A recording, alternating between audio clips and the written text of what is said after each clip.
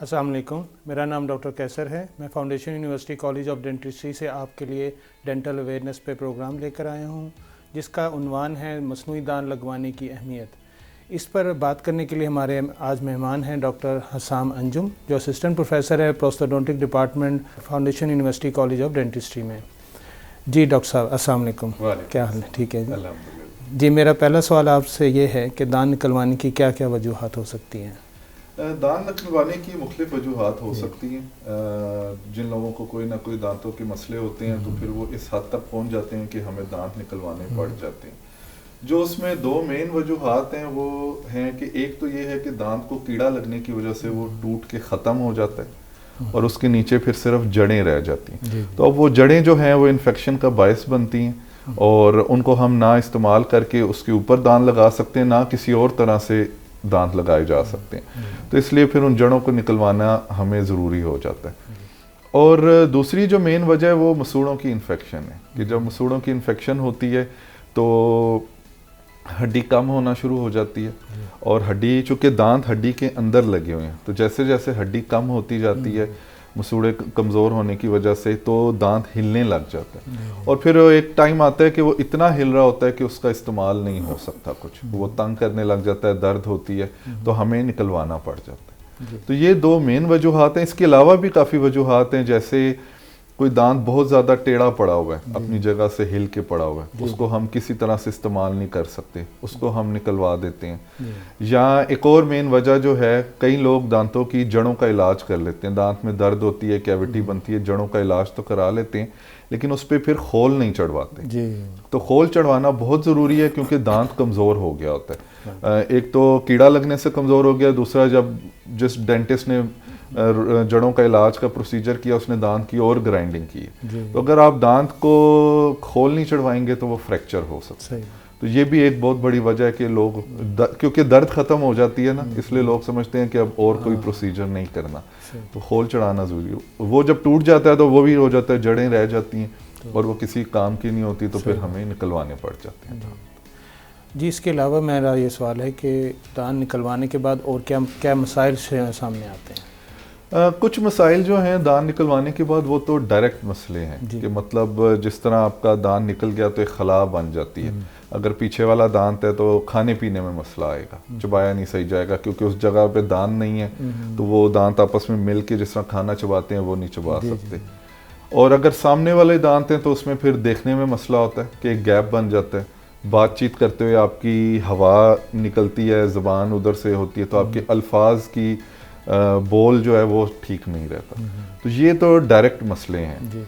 और इसके अलावा वैसे भी मसले शुरू हो जाते हैं कि वो जो गैप बनता है उसमें साथ वाले दांत जो हैं वो हिलना शुरू कर देते हैं। साथ वाले दांत ऐसे टेढ़े होके अंदर की तरफ आने लग जाते हैं, ऊपर वाला दांत जो है वो नीचे आने लग जाता है, या निचला अगर ऊपर वाला निकला हुआ है तो नीचे वाला ऊपर जाने लगता है। तो जब वो होता है तो फिर साथ वाले दांतों की अलाइनमेंट भी ख़राब हो जाती है, फिर उनमें गैप आ जाता है, उनमें खाना फंसने लग जाता है। फिर वो एक स्टेज ऐसी आती है कि ना आप नकली दांत लगा सकते हैं और जो साथ वाले दांत है वो भी ख़राब हो गए थे। और इसी वजह से कई लोगों के एक दांत निकलता है ना तो वो निकलना ही शुरू हो जाते हैं। वो ये समझते हैं कि शायद मैंने एक दांत निकलवा के गलती की है जिसकी वजह से बाकी निकलना शुरू हो गए, वो एक शुरू हो गई है बीमारी का मसला। हालांकि ये वजह नहीं होती, वो पेशेंट का अपना होता है कि वो काम पे टाइम पे काम नहीं करवाते, जिसकी वजह से साथ वाले दांतों में मसला होता है और फिर वो निकलने का एक शुरू हो जाता है। जी, दांत लगवाने के लिए क्या क्या ऑप्शंस हमारे पास हैं? दांत निकलवाने के लिए काफ़ी ऑप्शंस अवेलेबल हैं।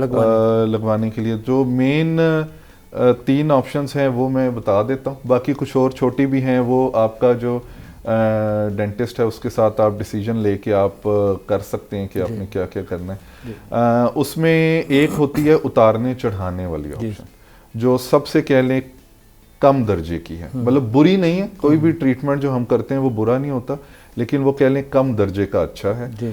उसमें एक प्लेट के साथ नकली दांत लगे होते हैं और साथ वाले कुदरती दांतों पे तारों के हुक होते हैं जिससे वो सपोर्ट लेके ठहरता है मुंह में, और उसको मरीज खुद उतार भी सकता है, लगा भी सकता है। वो खाना खाने के बाद सफाई करने के लिए उतारना पड़ता है, रात को सोने इस तरह होता है।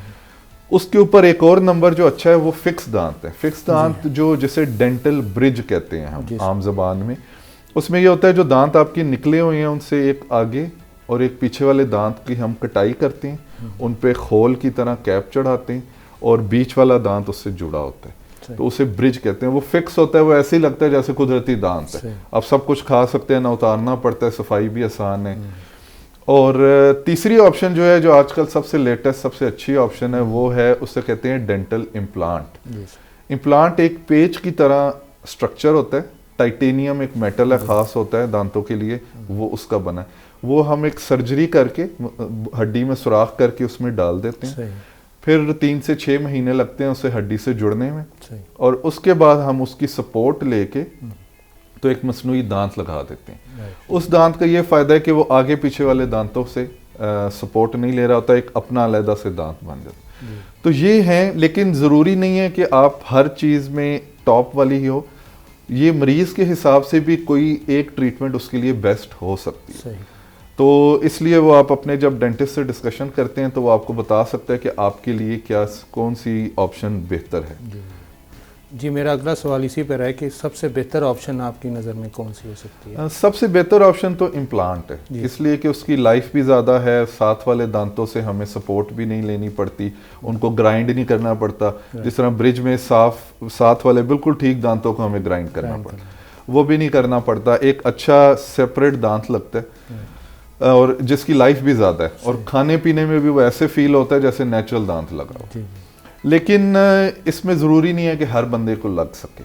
जिस तरह जिन लोग, क्योंकि ये सर्जरी करके लगता है, तो जिन लोगों को शुगर है, स्मोकिंग है, कोई और हड्डियों की बीमारी है, उनमें शायद ये दांत ना लग सके। तो उन लोगों में जो फिर बेस्ट ऑप्शन होती है वो फिर दूसरी हो जाती है, जिस तरह ब्रिज, या वो लोग जिनके बहुत ज़्यादा दांत निकल चुके हैं और इतने कुदरती दांत नहीं बचे हुए कि हम कोई फिक्स दांत लगा सकें, तो उनमें फिर हम उतारने चढ़ाने वाले दांत लगाते हैं, क्योंकि वो अब हमारी मजबूरी है। तो वो उस मरीज के लिए वो उतारने चढ़ाने वाला दांत अब बेस्ट ऑप्शन हो गया। तो ये है कि ये सारी ऑप्शंस हैं, आप जो भी है पेशेंट वो अपने डेंटिस्ट से डिस्कस करके और अपनी सेहत के मुताबिक, अपने दांतों की कंडीशन के मुताबिक वो मसनूई दांत लगवाए जा सकते हैं। इसी ज़िम्मे में मैं आपसे पूछना चाह रहा हूँ कि इम्प्लांट की कुछ मज़ीद डिटेल्स आप बता सकते हैं, कौन से इम्प्लांट हमारे पास ऑप्शंस हैं? इम्प्लांट चूँकि आजकल लेटेस्ट ट्रीटमेंट आया हुआ है और सबसे बेस्ट ट्रीटमेंट है, तो आजकल लोग यही चाह रहे हैं कि उनको इम्प्लांट लगाया जा सके। तो उसमें कुछ चीज़ों की कन्फ्यूजन है, तो वो भी हम क्लियर कर देते हैं। एक तो चूँकि ये सर्जरी करके लगता है, तो सबसे पहले मरीज़ की सेहत ऐसी होनी चाहिए कि वो सर्जरी हो सके।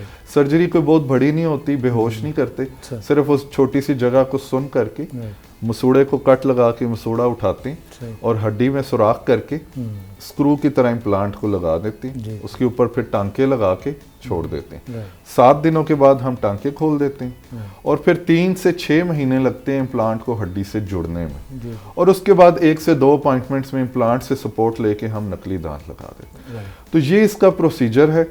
और सबसे पहले तो यह है कि एक तो सर्जिकल हेल्थ इतनी होनी चाहिए, दूसरा फिर आपकी हड्डी इतनी होनी चाहिए कि कम से कम एक अच्छे साइज का इम्प्लांट लग सके जो सपोर्ट कर सके।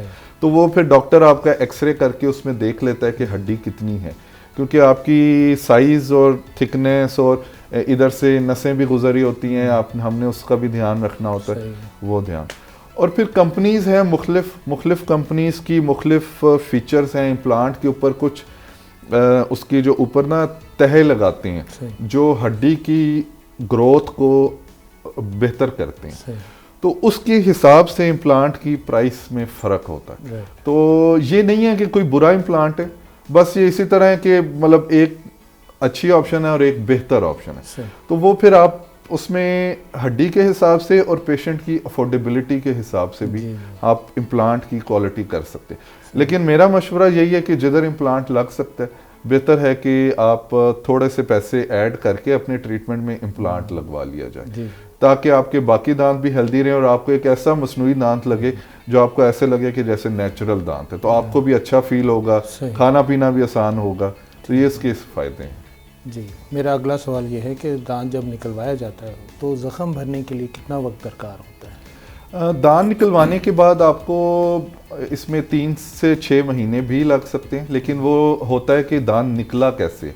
एक तो वजह क्या थी निकलवाने की, मतलब हिल रहा था या टूट गया था और जड़ें निकलवाई हैं, और दूसरा आराम से निकल आया या सर्जरी करनी पड़ी। मतलब ये सर्जरी से मतलब ये है कि हड्डी थोड़ी सी ग्राइंड करनी पड़ी, फिर दांत निकलवा के टांके लगाने पड़े, तो उसके हिसाब से इसका टाइम होता है। लेकिन अगर आम हम बात की जाए तो 4 हफ्ते इंतज़ार करना चाहिए सादा दांत निकलवाने के बाद। सादा का मतलब ये है कि आराम से निकल आए, कोई सर्जरी नहीं करनी पड़ी, कोई टांके नहीं लगे, 10-15 मिनट में डॉक्टर ने आराम से दांत को हिला के निकाल ली। तो और अगर सर्जरी करनी पड़े तो फिर आपको कम से कम 6 से 8 हफ्ते, और कई दफ़ा जिस तरह अगर इम्प्लांट लगाना हो दांत निकालने के बाद तो हमें 3 से 4 महीने भी इंतज़ार करना पड़ जाता है। तो वो जो आपका डेंटिस्ट है वो आपको बेहतर गाइड कर सकता है कि आपको कितना इंतज़ार करके नकली दांत लगवा लें। बिल्कुल, बहुत शुक्रिया। अगला सवाल ये है कि मस्नूई दांत की कितनी उम्र होती है और उसकी मेंटेनेंस के बारे में आप क्या कहते हैं?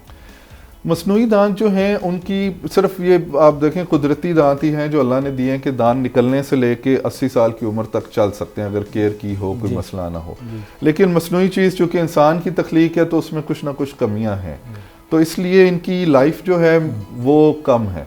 मतलब उतारने चढ़ाने वाले दांत 4 से 5 साल आम तौर पे, और ब्रिज जो है वो 8 से 10 साल, और इम्प्लांट जो है वो 12 से 15 साल।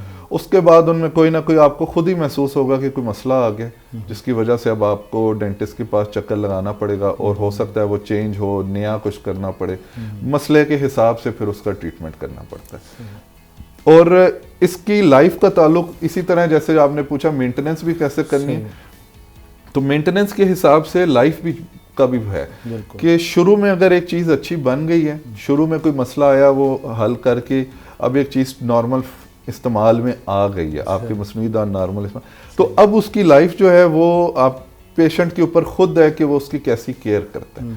वो अगर उससे सख्त चीज़ें ना खाए, चिपकने वाली टॉफ़ीज़, चॉकलेट्स, ये चीज़ें कम से कम खाए, और सफाई अच्छी रखें। जिस तरह नेचुरल दांतों की ब्रशिंग करते हैं उसी तरह अच्छी ब्रशिंग करें, दिन में 2 मरतबा। और दांतों में अगर खाना फंस रहा है तो वो फ्लॉस करे। फ्लॉस जो नायलॉन का धागा होता है जिसको दांतों के बीच से खाना निकालते हैं, वो इस्तेमाल करे, तो फिर जो इसकी लाइफ है वो सबसे ज़्यादा होती है। तो यही मेंटेनेंस भी है कि आपने मेंटेनेंस भी अच्छी रखनी है, आपने ब्रशिंग करनी है। उतारने चढ़ाने वाले दांतों की ज़रा सेपरेट होती है केयर, उसमें आपको वो उतार के उनको अलग से साफ़ करना पड़ता है। हाथ धोने वाला साबुन लगा के अच्छी तरह पुराने टूथब्रश से रगड़ के पानी से धो के साफ़ करना पड़ता है, और वो उतार की जो मस्नूई दांत हैं और जो स्पेस है उसमें भी क्लीनिंग करनी। तो ये आप सारा कुछ अच्छा रखें तो आपके वैसे भी अच्छे रहेंगे, दांत मज़ीद ख़राब नहीं होंगे, और दूसरा आपकी जो मस्नूई दांत हैं उनकी लाइफ भी अच्छी होगी। जी, इसी ज़िम्न में मैं थोड़ी तफसील मांगना चाह रहा हूँ आपसे कि अगर वो पेशेंट कोई रूटीन की मेंटेनेंस नहीं करता है तो उसको क्या मसाइल दरकार होंगे? अगर तो रूटीन मेंटेनेंस नहीं है तो चूँकि मस्नूई दांतों में भी उसी तरह जैसे नेचुरल दांतों में खाना फंसता है उसी तरह फंसता है, और बल्कि मस्नूई दांतों में कुदरती दांतों से ज़्यादा सफाई रखने की ज़रूरत होती है, क्योंकि वो मटेरियल ऐसा होता है कि उसके ऊपर गंद जमने के चांस ज़्यादा होते हैं। तो आपने अगर सफाई नहीं रखेंगे तो मसूड़ों की इन्फेक्शन हो सकती है। अगर दांतों के साथ उसको सपोर्ट दी हुई है तो उन दांतों में इन्फेक्शन हो सकती है, और अगर इम्प्लांट लगा हुआ है तो उसकी हड्डी में इन्फेक्शन होकर इम्प्लांट फेल भी हो सकता है। तो ये बहुत बड़े मसले हैं, सुनने में इतने नहीं लगते, लेकिन आपने इतना पैसा खर्च के इतनी अपॉइंटमेंट लगा के मस्नूई दांत लगाए हैं और सफाई ना अच्छी रखने की वजह से वो ट्रीटमेंट फेल हो जाए तो आपका नुकसान है। और कई दफ़ा वो फेल होते हुए साथ वाले दांत भी साथ ज़ाया करा दें, तो अगली दफ़ा और ज़्यादा खर्चा होगा और ज़्यादा बड़ा मस्नूई दांत, तो इसलिए उनकी सफाई करना ज़रूरी है, बहुत ज़रूरी है। जी, मेरा अगला सवाल ये है कि रूटीन डेंटल केयर जिसको कहते हैं, यानी आम तौर पे क्या दांतों की हिफाजत कैसे की जाए, उसके ऊपर रोशनी। एक तो इसमें यह है कि जो नेचुरल फॉलो आपने रूटीन में फॉलो अप रखना है कि आपके अगर कुदरती दांत वैसे ठीक हैं, लेकिन आपने फिर भी जो हमारी वर्ल्ड हेल्थ ऑर्गेनाइजेशन है और FDA है डेंटल की एक वर्ल्ड की ऑर्गेनाइजेशन, उनकी रिसर्च के मुताबिक है कि आपने 6 महीने में एक दफ़ा रूटीन विजिट डेंटिस्ट का, कोई भी मसला नहीं है फिर भी एक दफ़ा चेकअप के लिए जाना, क्योंकि कुछ मसले शुरू में पता नहीं चलते जब तक वो बढ़ नहीं जाते। तो अगर कोई थोड़ा सा मसला हुआ है तो डेंटिस्ट उसी टाइम ट्रीटमेंट करके उसको हल कर दे, इससे पहले कि वो ज़्यादा बढ़ जाए। तो इसलिए 6 महीने, और अगर मसनूई दांत लगे हुए हैं तो शुरू में जब एक दफ़ा उसका फॉलोअप जो होता है वो हो जाए, फिर पहली दफ़ा 6 महीने, और फिर हर साल बाद मसनूई दांतों का भी चेकअप कराना चाहिए। ताकि उसमें भी कोई मसला हो तो फ़ौरन ठीक हो जाए, ताकि आपके मसनूई दांतों की लाइफ इम्प्रूव रहे। वरना यही होगा कि आपको मसला पता नहीं चलेगा, और जब पता चलेगा तब इतनी देर हो गई होगी कि फिर आपके मसनूई दांत भी शायद साथ ज़ाया हो जाए। और बाकी जो रूटीन केयर है वो है आपकी ब्रशिंग। जी जी, मेन चीज़ है दांतों की ब्रशिंग। दिन में 2 मरतबा आपने ब्रश करना है, सुबह नाश्ते के बाद, रात को सोने से पहले। अक्सर ये लोगों का है कि वो नाश्ते से पहले ब्रश करते हैं। जी जी, तो नाश्ते से पहले का कोई फ़ायदा नहीं, क्योंकि नाश्ते के बाद ही मुंह में खाने के ज़रात जमा होंगे। तो नाश्ते के बाद ब्रश करना है, रात को सोने से पहले। सोने से पहले वो ब्रश किया होगा तो सुबह आपके दांत वैसे ही साफ होंगे, आपको नाश्ते से पहले ब्रश करने की जरूरत नहीं पड़ेगी। तो दिन में 2 मरतबा ब्रश करना है, उसमें आपने सॉफ्ट टूथब्रश इस्तेमाल करना है, हार्ड नहीं करना, वो मसूड़ों को, दांतों को डैमेज करता है। टूथपेस्ट कोई भी इस्तेमाल कर सकते हैं, कोई मसला नहीं है, जब तक कोई बीमारी ना हो हम कोई मेडिकेटेड टूथपेस्ट नहीं बताते। रूटीन में जो सारी ब्रांड्स अवेलेबल है मार्केट में, आप वो इस्तेमाल करें। अगर कुछ दांतों के बीच में खाना फंसने का मसला फील होता है तो डेंटल फ्लॉस करें। वो जो नायलॉन का थ्रेड होता है उससे 2 दांतों के बीच में डाल के उसको निकालते हैं तो वो खाने को साथ ले आता है, वो इस्तेमाल करें। और अगर आप कोई रूटीन में माउथ वॉश भी इस्तेमाल करना चाहते हैं तो वो भी कर सकते हैं। तो ये केयर है। बाकी आप दिन में जब भी खाना खाते हैं तो सादी मुंह कुल्ली कर लें। कोल्ड ड्रिंक्स और मीठी चीज़ें ज़रा कम खाएं। अगर खाते भी हैं तो फ़ौरन कुल्ली कर लें, ब्रश कर लें, ताकि वो आपके दांतों पे लगी ना रहें। मीठी चीज़ें जो हैं वो बहुत जल्दी दांतों को ख़राब करती हैं, क्योंकि वो जो जरासीम मुंह में होते हैं ना, वो इनके अंदर से शुगर्स को इस्तेमाल करके ना दांतों पे कैविटी बनाते हैं। तो अगर आप वो केयर अच्छी रखेंगे, और जो ड्रिंक्स हैं उनमें एसिड होता है, ये सारी जो फिजी ड्रिंक्स हैं हमारी, इनमें एसिड होता है, तो एसिड दांतों की सरफेस को घोलता है।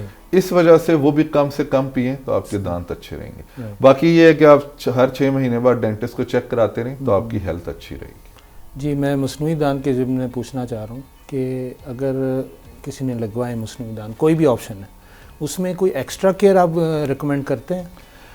एक्स्ट्रा यही है कि दांतों की ना, इसमें मसनूई दांतों की आपने क्लीनिंग नेचुरल से ज़्यादा अच्छी रखनी जी, क्योंकि इनमें काफ़ी चीज़ें ऐसी होती हैं कि जो हम मतलब कुदरती की कॉपी नहीं कर सकते।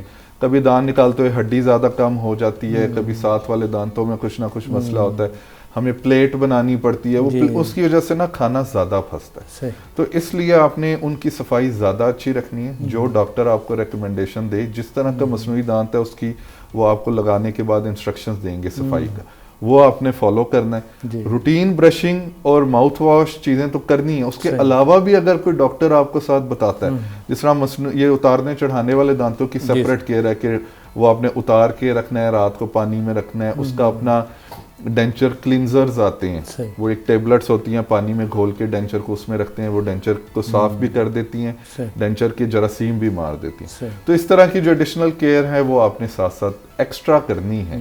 अब एक चीज़ आपको एडिशनल मिली हुई है, लग गई है, तो अब आपने एडिशनल केयर करनी है, क्योंकि कुदरती दांतों वाला हम कॉपी नहीं कर सकते 100%, तो इसलिए आपको फिर केयर ज़्यादा करनी पड़ती है। बहुत शुक्रिया आपके कीमती वक्त का। तो यहाँ प्रोग्राम ख़त्म होता है। उम्मीद है आपको इसके काफ़ी फ़ायदा हुआ होगा, अवेयरनेस में बेहतरी आई होगी। तो मुझे इजाज़त दीजिए। अल्लाह हाफ़िज़।